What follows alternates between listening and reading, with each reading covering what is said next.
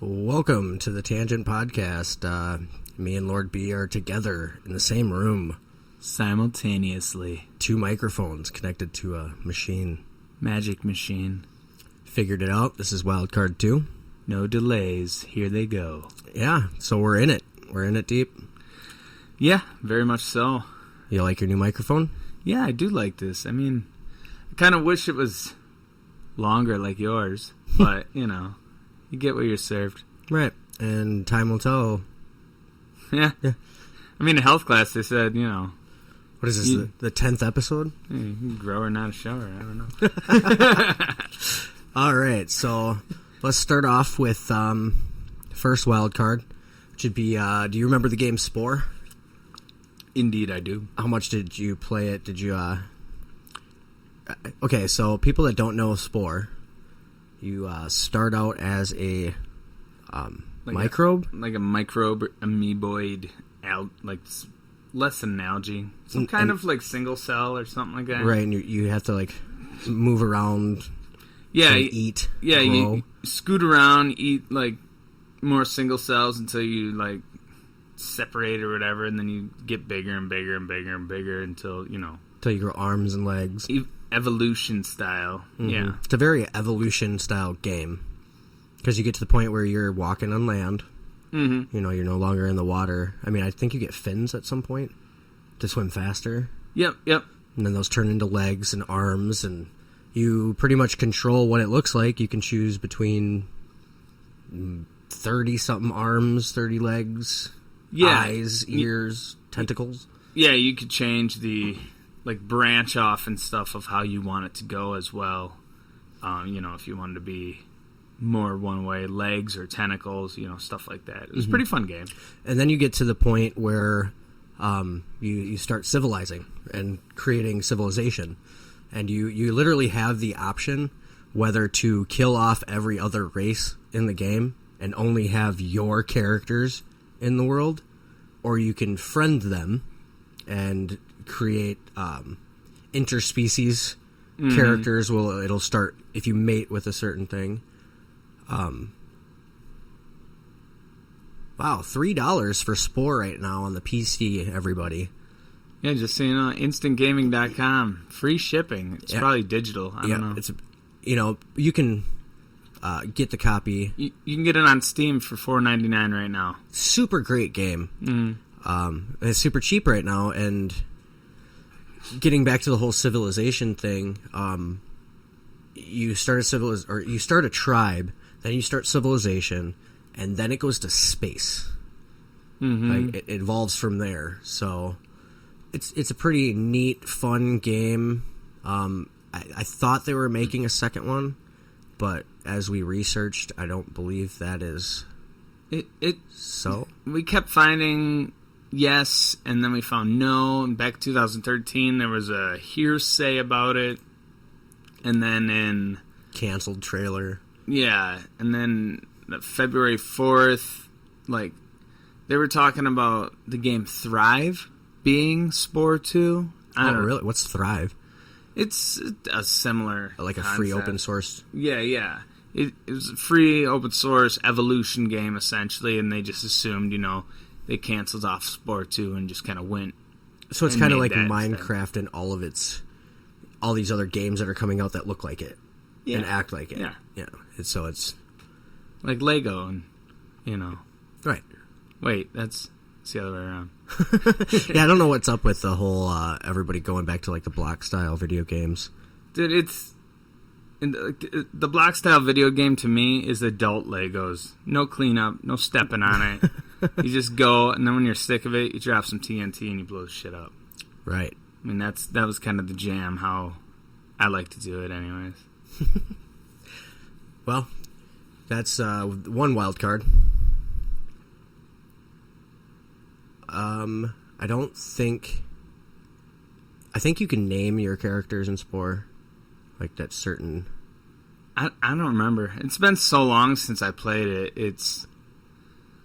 I don't remember. Well, my little cousin was playing some free game on the computer, and I'm like, this looks like Spore. And it it wasn't Spore, and I tried to tell him about Spore, and he just seemed uninterested. And I'm like, dude, this game is so cool. And they do have a lot of DLC, apparently. And that's like the galactic adventure going into space and stuff. Yeah, Spore Hero, stuff like that. Weird. Kind of fun. So I know you don't know much. This is the second Wildcard topic. But Deadman, the superhero Deadman, you said he was part of the Dark... Justice League Dark. Yeah, Justice League Dark. I guess we can go into some of his powers. He's a very unique... I don't know if he's a villain? No, he's a hero. He was like an acrobat type scenario, kind of like, Robin or whatever. He's DC. But for whatever happened... He first appeared in Strange Adventures. Is that like... That's not Doctor Strange. That's Marvel. No. Yeah, that's Marvel. That's not what that is. Okay. I can't remember. I think he was cursed or something. Man, I cannot remember his origin now. But he basically is a specter. Yeah. See, I popped it up just to show Jester the cover of the comic. But he was, an acrobat, and he fell, or no, he was shot. Sorry. Okay. And he got, what would you call it? He's got to do good deeds, I believe, some along those lines, or he has to like repent in some manner, I believe. And I'm probably horribly wrong, but so it's not like he just goes around and kills people. No, that's not what he does. For a while, he wandered around trying to help, but couldn't figure it out until he accidentally entered somebody and possessed them. And then it was so I guess what's his main power then is to... He's a ghost. Okay. I mean, when he possesses you, he has the kind of ability standpoint of a ghost, the strength, the lack of the feeling of pain or whatever, just kind of...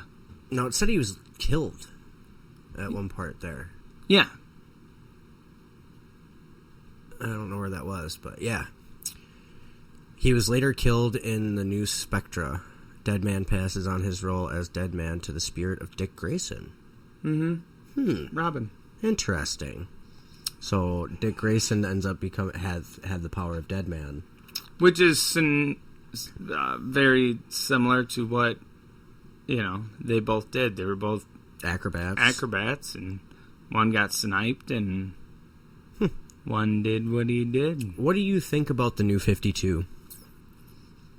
Like, do you like that they revamped and started over with new episode or new, issue ones? I do. I do and I don't, because it kind of like broke apart collections a little bit. Okay. But it was fun to know you're buying the number one, you're buying the number two. Right. The thing that I hated about it is how they stopped and started a few of them. And like they did the 52 and then they like stopped some of them and then they reissued a new storyline. Like of the same thing. It was frustrating a little bit. So how similar was the new 52 comics compared to the older ones? Did they run along the same storylines, or like for instance of like Superman or right, that or Detective Comics? Yeah, for the most part. I mean, it kept similar storyline. It gave them opportunity to branch off with different scenarios and stuff like that, but it also it's kind of like when they restarted Star Trek and changed one thing. Right. Now they could do something new because something was a little different. Kind of like, we mentioned a long time ago, like Flashpoint and stuff like that. Yeah, that Flashpoint opens really up cool. A whole nother scenario because one little change, butterfly effect and all that, opens it up for so many other possibilities. Where was I going with that? I know the Death of the Family was part of the 52, or was that before 52 came out? Because, I mean, that was a really popular storyline, and I don't think that was in the originals. Or it might have been, like, right before. It was in 2012 it came out? Yeah, and it was a 23-issue story arc. Okay. So it kind of was its own little deal. I believe that was... It says A Death in the Family is a 4-issue 1988. So... And then for the new 52, they did some with that also. So it is kind of a revamp. Yeah, because the Joker one, and then there's some Batman ones, so kind of like crossovers and stuff. Right, I'm guessing the new version got a little bit more detailed. With the art. Yeah, yeah, you know? and that's the other thing too, is by redoing it, they bring in a whole new spectrum of artists and different designs, different and styles minds. And stuff. Yeah, yeah, for different storylines and stuff. Yeah, Cool.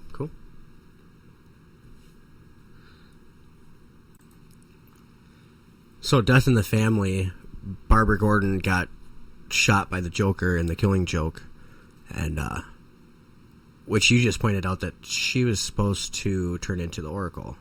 Yeah, there's a few, storylines that Barbara Gordon was the Oracle, the woman behind the curtain when she went disabled or got disabled. Mm-hmm. That's which was also the Joker's fault. Yeah, for shooting her in the hip. And that storyline was horrible. Because that's not all he did. But apparently, or am I thinking of Death in the Family?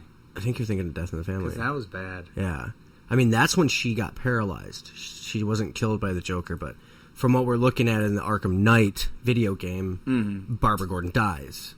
Yeah. So spoiler alert, who hasn't played the game, but yeah. Sorry, just trying to read something real quick. Yeah, I don't think it was the Scarecrow that killed her. I think it was Joker. But let's talk about... in the game, she points a gun at her own head. Oh, that's because she's going crazy. Yeah, yeah. From the Scarecrow. Yep. So it was kind of Scarecrow's fault that she died. Yes. Okay. But she pretty much committed suicide. Essentially, yeah. Because of the archvillain's fear gas. Fear gas. God, that would be a really weird thing to be under. Scarecrow's fear gas. Yeah. I mean, just thinking of the movie when it's like he's looking at the Batman and his mouth is just dripping that tar. Yeah. But a lot of it's, not real. You're just freaking out. Yeah. But so for your wedding, I heard you got some comic books. Yep. Some very special comic books, mint condition. Yeah. They were the Batman Catwoman wedding. Which is congratulations, Bruce, and why am I drawing a blank? Selena Kyle. There you go. Yeah. I know my shit. I knew my you'd shit. get it. and pretty much the only reason I know Selena Kyle is from watching Gotham. But that was a complete separate storyline and I think that's when we first brought this up too. Is you were talking about Gotham and the scenarios and how they basically jump in a few storylines by skipping around and all that crap. So and speeding up some characters. Oh yeah, wasn't it? Was it Selena that you said aged quickly? It was Poison Ivy. Poison Ivy. Yep. Yeah. But I mean, the very last episode of Gotham, the girl that played Selena Kyle wasn't even in the finale because they made her grow up. You don't need her. But Bruce was still a kid, which I don't understand. Makes sense. He played a weird Bruce. I couldn't really see him as Batman. He played a good young Bruce, but I really couldn't see them going further and making him Batman. He just doesn't have it. Oh, okay.